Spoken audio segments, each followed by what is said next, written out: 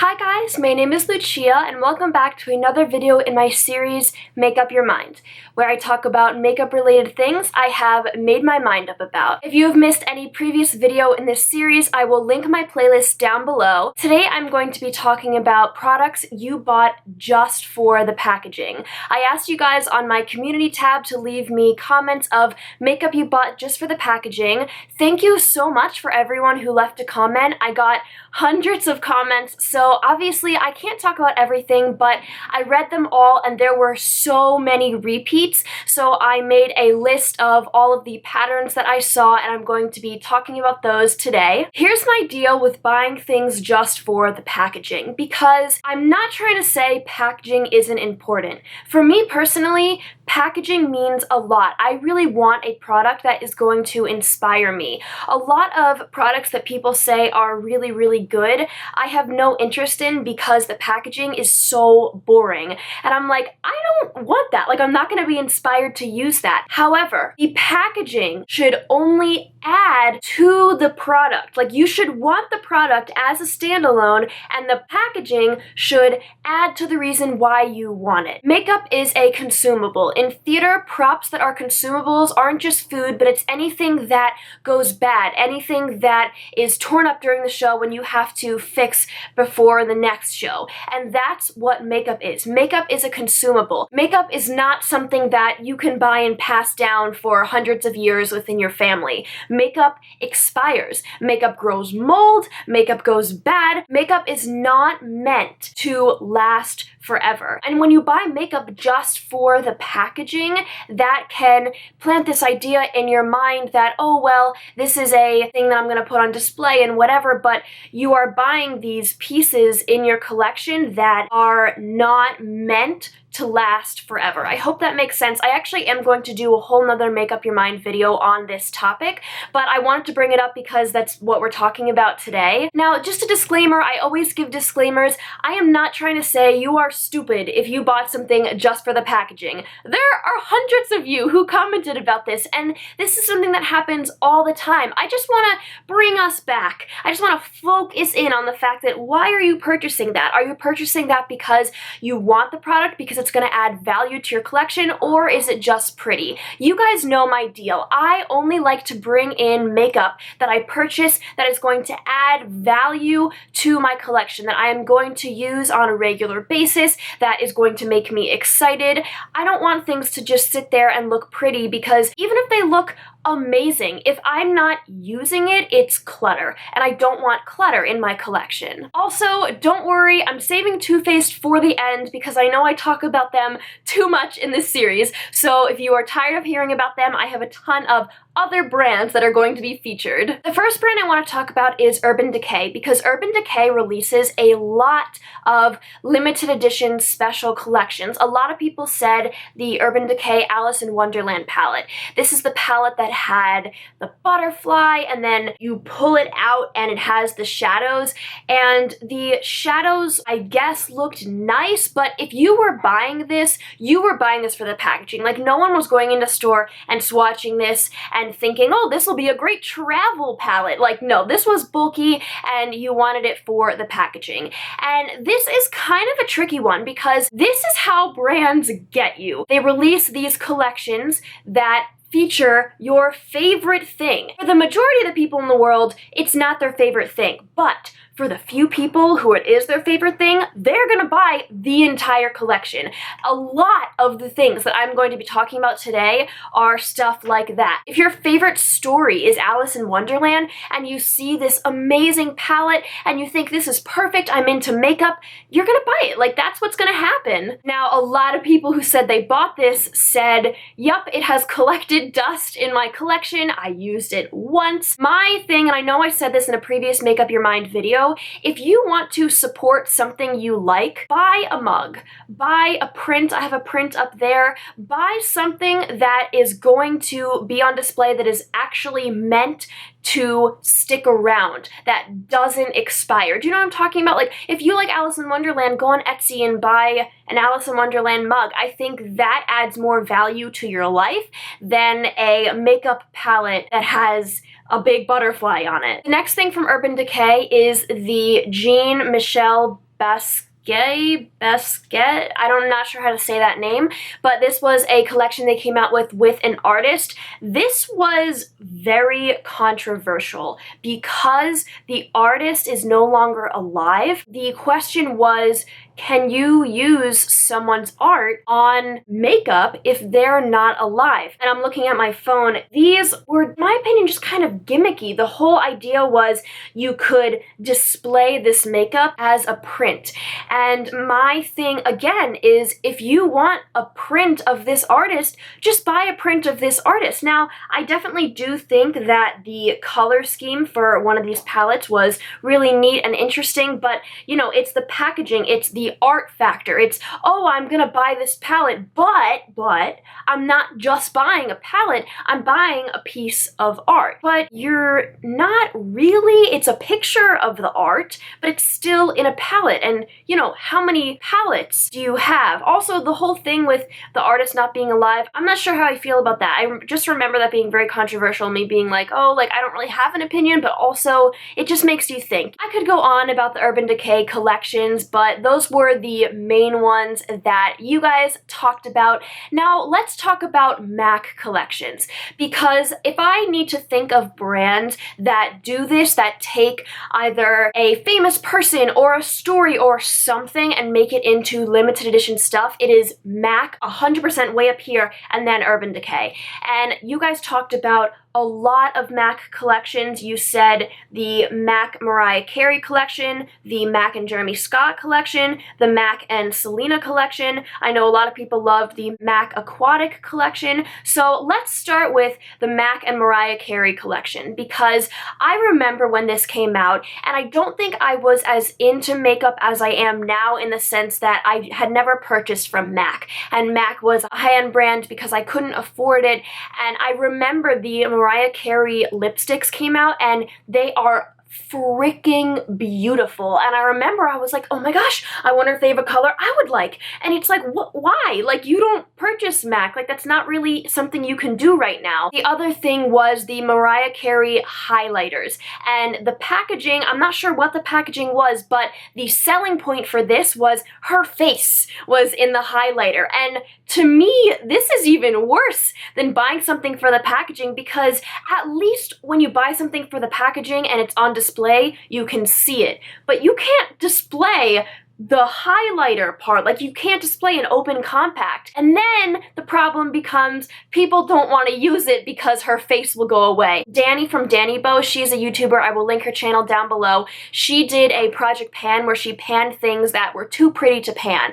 And she panned the Mariah Carey highlighter, and the face went away. And when the face went away, she said, you know, guys, without the Mariah Carey face, it's just a highlighter. Like, it's good, it's fine, it works, but it's not anything crazy. And I remember this sold out and people were buying it on eBay. And when you think about it, I mean, sure, this lipstick is great, but you can bedazzle your own MAC lipsticks. You can get other makeup with sparkles on it. You don't have to, you know, go out of your way. If the lipsticks were shades that didn't work for you, then you're kind of stuck. Unless you literally take another lipstick bullet and put it in that one, and I have no idea how to do that and if that even works. I see the appeal, and it's how they get you. If you're a Mariah Carey fan and it's sparkly in her face, you know, you're gonna wanna buy that. People were spending hundreds of dollars on this Mariah Carey collection from eBay. How about, instead of doing that, you spend a couple $100s on a Mariah Carey concert ticket?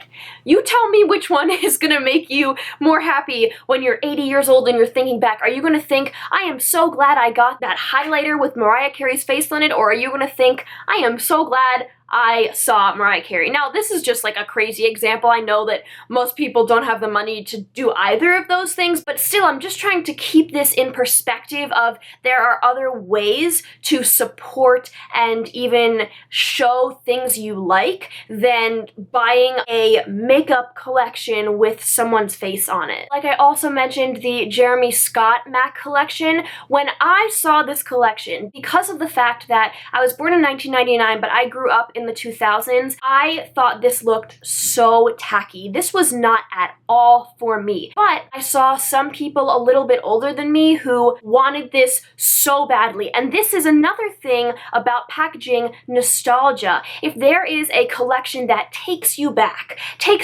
to the good old days when life was simpler, whatever you want to call it, that can tug at your heartstrings and it makes you think, yes, yes, I miss that time, I want that thing, I'm gonna go buy it. But again, there are tons of other ways to feel that nostalgia than buying this palette. It looks like a boombox. I don't know. Like, again, I just am not the target audience for this. To me, this is so gimmicky. I would never, ever, ever, ever go for this. And there's like a CD disc, I don't know. But again, if you are the target audience for this, this might make you really, really want it. You just have to take a step back and you have to think, do I want this for the product inside? Am I going to use this? Or do I want this because it's shaped like a disc or a boombox? I don't know.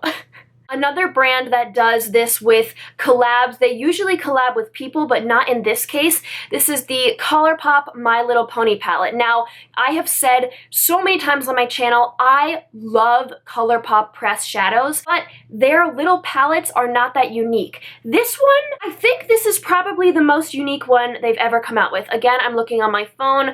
I personally do think this is really cute, and this is why I think this palette is better than most of the stuff I'm going to talk about. There is a color story. When I look at packaging, I want to look at the packaging and look at the eyeshadows and think, okay, you put this color in here because it goes with this story, and do you know what I mean? Like the color story in there. You can see that sort of with this picture. It's not great. There's only a couple colors on the front of the My Little Pony palette. You definitely can see where it comes from. Forget the packaging. If you look at just the eyeshadows, cover up the two greens. How many palettes do you have minus the two greens that are exactly the same? Maybe the purple's a little different. Okay, cover up the purple too. How many palettes? So many. That's how they get you. It's how they get you, because you think, wow, well, this is a really unique palette from ColourPop. There's so many colors. This is what ColourPop does. They release a neutral palette, they put in a blue, and everyone is like, it's original.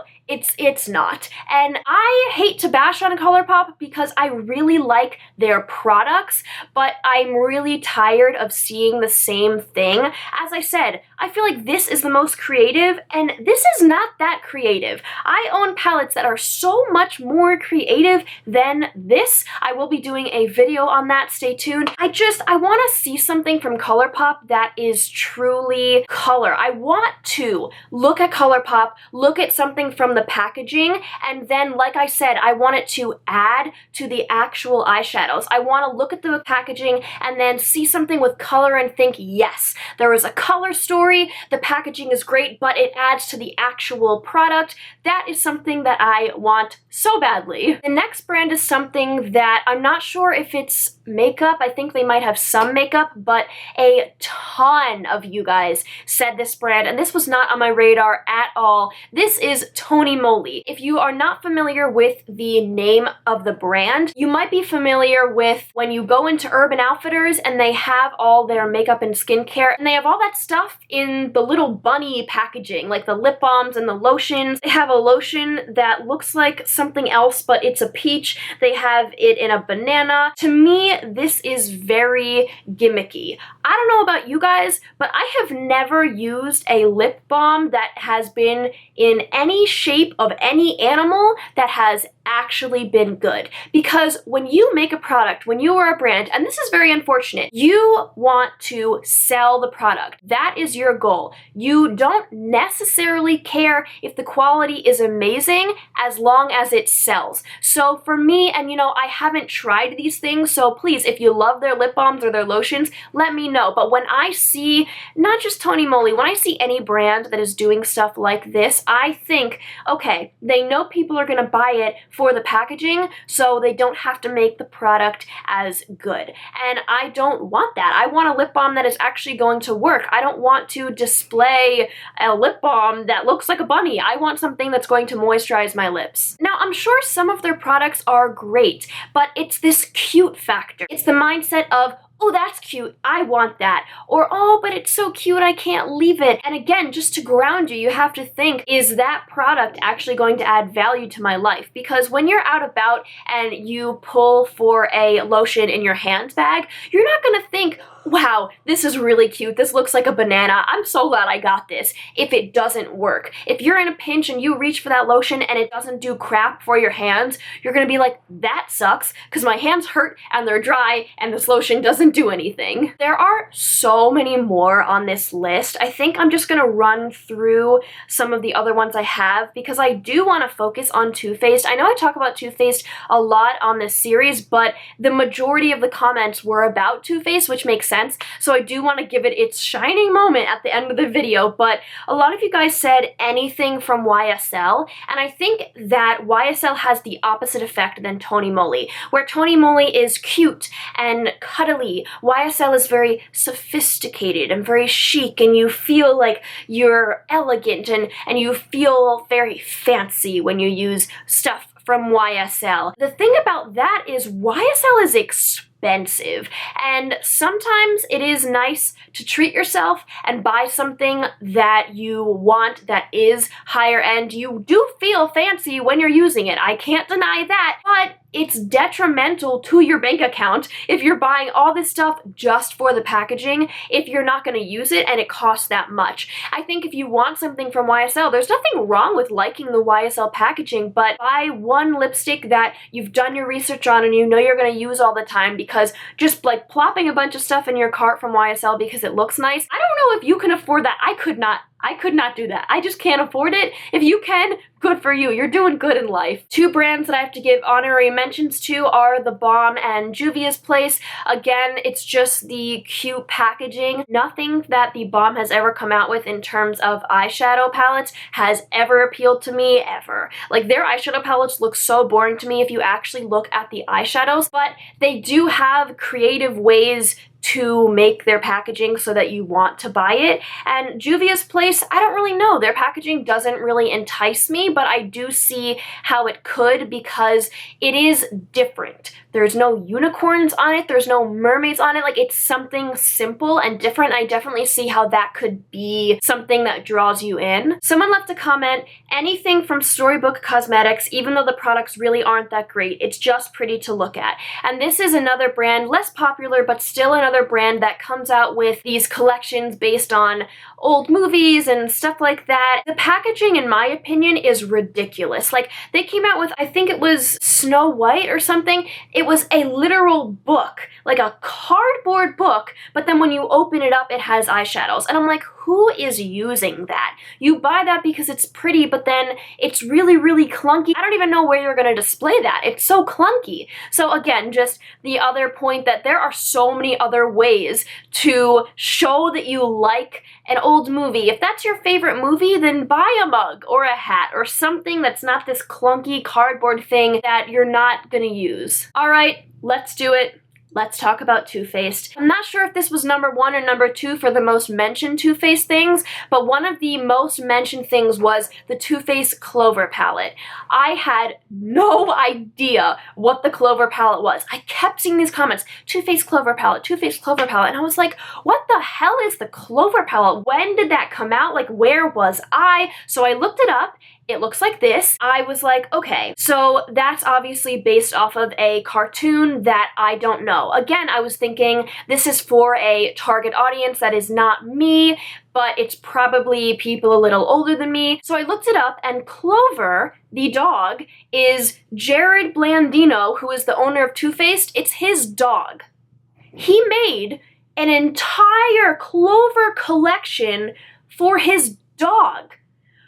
what? Like, that, just when I heard that, and I was like, okay, this isn't even an actual cartoon that people are excited about because they used to watch it. This is his dog. Like, his actual dog. Now, some of you might be saying, so what? Who cares if it's his dog? I don't know. I care. Like, I care that the owner of Too Faced was like, oh, I'll just put my dog on some packaging. Like, what? I don't know. Some people might think that's creative, but I don't. I don't want to buy something that is his dog? Like, what? I don't know. And I will admit, this is super, super cute. The makeup bag that they have in this collection, it's so adorable. I totally understand. But I don't want to give you money for your dog. I don't know. That's just me. I also did see some reviews, and it looked like everybody hated this. Shocker! Not everything that Too Faced does is great because they just pop out everything as fast as they can. The other palette that a lot of people mentioned was the Too Faced Gold palette. This is what it looks like. I will say it is very pretty. I'm over the chocolate bar palettes. I'm over it. I don't want to see a chocolate gold palette. There are so many other things they could have done to get this color story than another chocolate bar palette.